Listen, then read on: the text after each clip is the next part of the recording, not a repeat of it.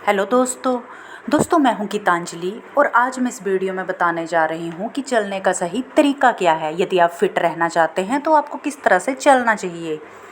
Fit रहने के लिए लोग कई तरह के तौर तरीके अपनाते हैं। कोई जिम में जाकर घंटों तक व्यायाम करता है तो कोई अपने खान पान में बदलाव करता है, कोई अपनी बुरी आदतों को छोड़ स्वस्थ रहने की कोशिश करता है तो कोई विशेषज्ञों की सलाह पर चलते हुए भिन्न भिन्न प्रकार के तरीके अपनाता है। लेकिन लोगों की माने तो फिट रहने का सबसे आसान और समय को बचाने वाला तरीका है टहलना, यानी कि वॉक करना। पर आपको क्या लगता है कि क्या ये वाकई उतना आसान है जितना लोग समझते हैं? बस उठकर थोड़ी देर बाहर टहल लिया तो क्या इतने से ही सेहत पर अच्छा असर होगा? क्या हर किसी को वॉकिंग जैसे व्यायाम को सही तरीके से करना आता है? बिल्कुल भी नहीं। एक्सपर्ट्स की राय में वॉक करना लोगों को आसान तो लगता है पर ये है नहीं।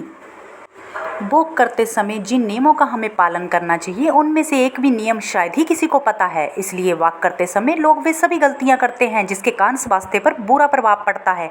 यानी कि फ़ायदा मिलना तो दूर की बात रही, हमारे द्वारा गलत तरीके से वॉक करने से हम नुकसान झेल लेते हैं।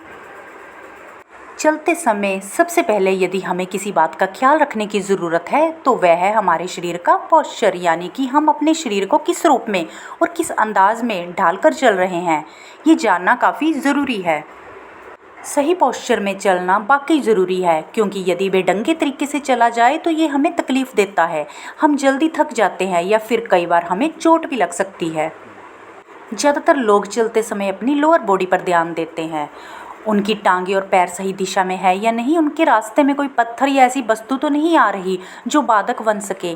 लेकिन यदि आप सच में वॉक करते समय पोस्चर का ध्यान रखना चाहते हैं तो ना केवल लोअर बॉडी बल्कि ऊपरी बॉडी पर भी ध्यान दें, क्योंकि अधिकतम लोग जब केवल लोअर बॉडी की ओर केंद्रित रहते हैं तो ऐसे में उनके कंधे और गर्दन झुके हुए होते हैं। इससे रीढ़ और गर्दन की हड्डी में मोच आ सकती है। इसका एक ही इलाज है कि आप हमेशा आगे देखकर चलें, ना ऊपर ना नीचे।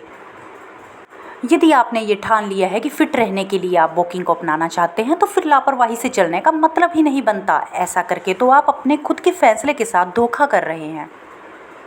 कई लोग हाथों को लहराकर, बड़े बड़े कदम लेकर या फिर पैर घसीटकर चलने के आदी होते हैं। ये सारे के सारे पोजीशन आपने लोगों में आमतौर में देखे ही होंगे। ऐसे चलने से व्यक्ति की चाल भी धीरे हो जाती है। लेकिन क्या आप नहीं जानते कि लापरवाही से चलने से शिन स्पोलेंट्स नामक इंजरी आ जाती है। वॉकिंग के समय आपके पैरों में कैसे जूते पहने हैं ये बात महत्व रखती है। कई बार लोग चलने के दौरान भी दौड़ने वाले जूते पहनते हैं। दौड़ने के समय इस्तेमाल में आने वाले जूते का तलवा मोटा होता है जिससे आपकी ज़्यादा मेहनत लगती है। लेकिन वॉकिंग के समय आपको ऐसे कठोर जूतों को बिल्कुल भी आवश्यकता नहीं है पहनने की। आपको कुछ आरामदायक चाहिए ताकि आप तरीके से चल सकें, इसलिए कोई आम चप्पल या जूते भी पहन सकते हैं। वॉक करते समय ज़्यादातर गलती जो लोग करते हैं वह है तेज़ी से चलने के बाद अचानक रुक जाना। वॉक करते समय कभी कभी लोग जोश में आ जाते हैं, लेकिन ध्यान रहे ये वॉकिंग है, कोई दौड़ नहीं। इसलिए जोश में चलकर अपनी सेहत को बिगाड़े नहीं। शुरुआत में धीरे धीरे चलें और फिर यदि मन करे तो तेज़ी लाएं, किंतु गलती से भी अचानक ना रुकें। धीरे धीरे चलकर ही अपनी गति को विराम दें। रोज़ एक ही रास्ते से चलने से आपको ऊब होने लगेगी, इसलिए चलने वाली एक्सरसाइज के लिए रोज़ाना नए रास्ते चुनें। इससे आपको नए नए रास्तों के बारे में भी पता चलेगा और नज़ारे भी दिखेंगे और वॉकिंग करने में आपका शौक बरकरार रहेगा। धन्यवाद दोस्तों। तो दोस्तों ये थे कुछ तरीके जिन्हें आप चलते समय ध्यान में रख सकते हैं। उम्मीद करती हूँ आपको वीडियो अच्छा लगा होगा। अगर वीडियो अच्छा लगा हो तो इसे लाइक करें, सब्सक्राइब करें, ज़्यादा से ज़्यादा शेयर करें ताकि ये इन्फॉर्मेशन ज़्यादा से ज़्यादा लोगों तक पहुँच सके। और इसके बारे में अगर आपकी भी कोई राय है तो नीचे कमेंट बॉक्स में अपनी राय ज़रूर दें। धन्यवाद दोस्तों।